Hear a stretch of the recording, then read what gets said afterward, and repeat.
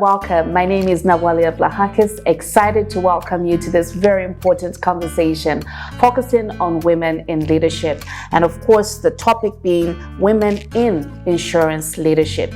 Today I'm excited to host Mrs Agnes Chakonta, a very familiar name in the insurance space. She is MLife CEO and WIPAZ President. WIPAZ stands for Women in Pensions and Insurance Zambia. Let's join this important conversation. Ms. Chakonta, it's a pleasure to have you. Thank you. My introduction really has spoken to the fact that you've been in the industry for a very long time, and of course your familiar name, pushing the agenda for women in insurance. So perhaps I would like to start by just congratulating you. 4 years ago you established WIPAZ, and here we are now having this conversation. So congratulations on your efforts. Thank you so much, and thank you for the support.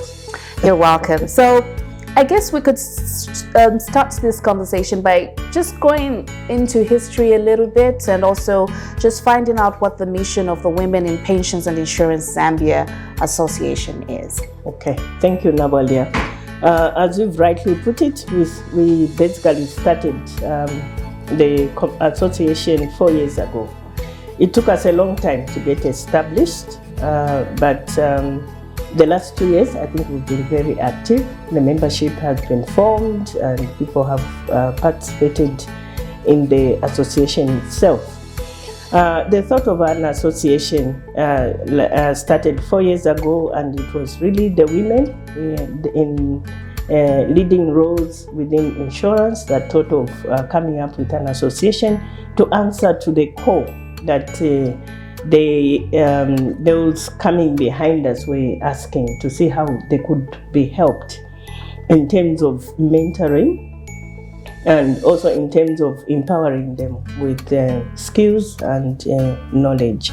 So the whole essence of WIPAZ is to create a platform where women from insurance and pensions can interact. We brought the two industries, which are one but two in a way, because they are kind of complement each other, and we're always finding ourselves in the insurance and pensions aspects. So in creating this association, we've created a platform for interaction. The industry has grown. If I look back when I joined the industry, we were very few. A few companies, and even other different in terms of stakeholders were quite limited. But over the years, the industry has grown. There are a lot of employees that are there, and they're all looking for ways of how we can interact and build one another. So apart from interaction, we're also looking at creating a platform where the upcoming young ones can tap into the experience and the knowledge of those who've gone before them. And this is through the workshops that we're doing and the seminars that we're doing. But we're also looking at how can we help those that are struggling. How do we empower them, especially being women and with a lot of roles to play. You find that at times you get entangled and you can lose focus. So we're creating that platform as well. But as an association, we're also thinking of women beyond our industry. We know there are a lot of other women out there who also need help and support in terms of empowerment. And we think we can take the insurance and pensions agenda to them so that they appreciate what is insurance, what is pensions, why do they need these services, and how can they be of help to them, and how do they get empowered through that. So through the association, we are targeting that as a mission. And also just to create avenues where people can express their talents and their knowledge so as to grow the industry, but much more also to grow themselves. They need that assurance that what they're doing is okay, it's taking them somewhere. So we create this environment both for personal growth and also for growth of others around us. Let's talk about the aspect of interactions. I think you've really touched on that, the fact that you bring the women together to interact around matters to do with them being in this particular industry. What sort of interactions come, especially around, I guess, workplace culture? As you have rightfully put it, the industry has evolved, and the women are playing a very different, significant role in this space. But what are the interactions around the culture in the work space? Okay. In the workspace, you know that we do have quite different cultures there. But if you look at a woman, normally it's been this challenge of, can she do it? Does she have the capacity to do it? And then how also the women themselves, how do I get to these senior leadership roles? Most of the time they feel intimidated. And then also because as you are growing up, growing your careers, remember there are many facets to a life. You're also growing maybe a family, right. You're also growing your career, you're trying to do many other things. So for a woman, it becomes very challenging. But the most important thing when we look at culture is how is it in the workplace? How are we viewing the women? Are we acknowledging them and appreciating them to have the same abilities and capacities as the men? And are the women themselves believing that they have that capacity and they can do what it takes? So through that, we are encouraging women to be assertive, to know what it takes to get to what leadership roles and to empower themselves. And also to try and create a culture where they are treated equal to the men based on their capacities and abilities to do the work. And they themselves also to be assertive and to want to achieve something and not always want to be behind a man. Yes, male, female, we know the gender issues. We've got different capacities, some capacities, inborn capacities, but at the end of the day, we can all perform and achieve to the growth of our companies and organizations. Right. Yeah. But I believe the assertiveness that you have brought out is one of those traits that you want to inculcate in your drive towards changing the culture for the women. How is that working? And could you perhaps touch on some of the ways in which you have laid a culture change in the insurance space? Okay. One of the, well, in many ways in which you can do it, but I think to be assertive is wanting to knowing where you are going and knowing that you can do it and wanting to do it. And it starts with preparing yourself. You yourself, do you have the capacities that you need to get there? Are you empowering yourself? Do you have the knowledge? It means ladies have to empower themselves, right. Starting with themselves, getting the requisite qualifications that are required in a position, and setting that well-known. It shouldn't be a favor, or they shouldn't get a position because they're a woman, but they should get it because they have the qualities and also because they have the qualification. It means they have to be hardworking. What does it take to succeed? There are those qualities that are necessary: determined, hardworking, having a clear goal, empowering yourself, getting the right qualifications, and just setting a culture which is equal to that which the organization is looking for, so that then you are recognized as an individual who has capacities to take up the leadership roles as opposed to it being a favor.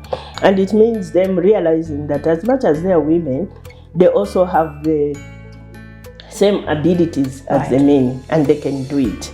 And just being sure of that and pushing for that. It doesn't mean that we don't have to fight for the positions, if I put it that way, in the sense that we will qualify for them because we are empowered, because we have what it takes to take up that.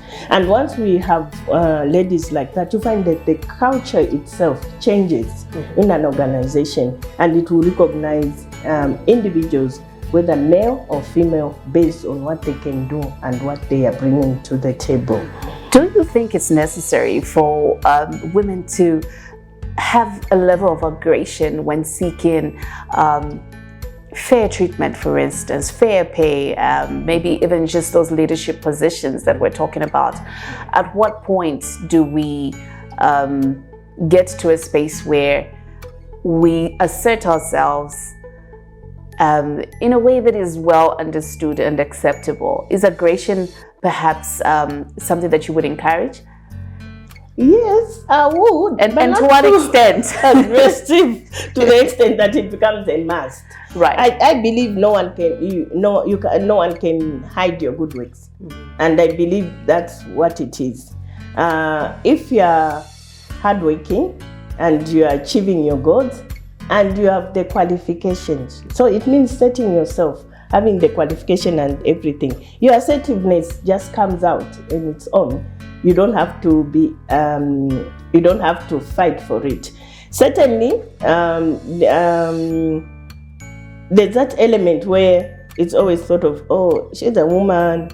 We should do it. Maybe as much as a man. Yes, there you have to come out and show that you can do it.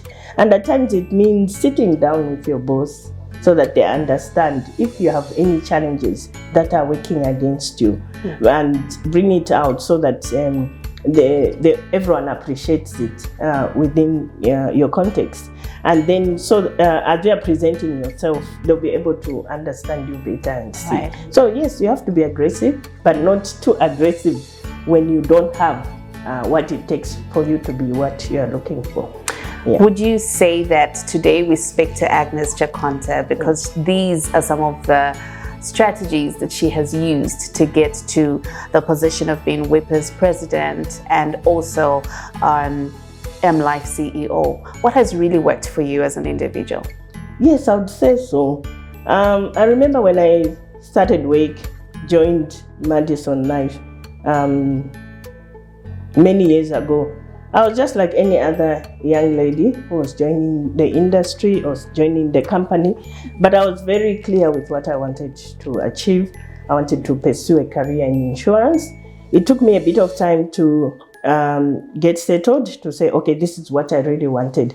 But once I was decided, then I became assertive and I had clear goal.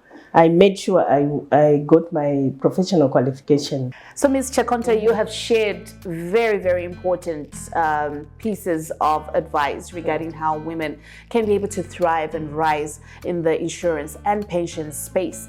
And I note that obviously gatherings as well, such as a conference and, these meetings are very important to just be able to learn from the experts, but also just find your space in the network. What would you then say as we head towards the 2025 Insurance Conference? What would you like to say to people? It's a welcome move. I look forward to the conference. And I'm looking forward to seeing as many members of the association as possible to avail themselves and come to the conference. It's providing a platform for interaction as members. I hope we can have a small corner where, as women in insurance, will have our own social interaction there. But also, it's providing a forum where people can empower themselves through the knowledge. I think there will be a lot of knowledge sharing there, which is good for us as ladies and upcoming professionals. Very important. Also, it will give an opportunity to interact with the captains of industry. Yeah, which is good. And those who are looking for mentors, that's the opportunity that they have to interact with the CEOs and senior executive members. And also, whoever you feel can be your mentor, I think they'll be there. So my plea is for the members to support the association and be there and avail themselves to give their knowledge and experience, but also to take in from the others and learn a lot more. We are also supporting, it's a way also of supporting the industry and giving it growth. We want every Zambian to know that there's insurance out there which can help mitigate their risks and empower them so that they grow their businesses and just take care of their families. So it's a platform for us to go out and express what we know and see what we can learn from one another. Yeah. So Insurance Conference, here we come. Sure.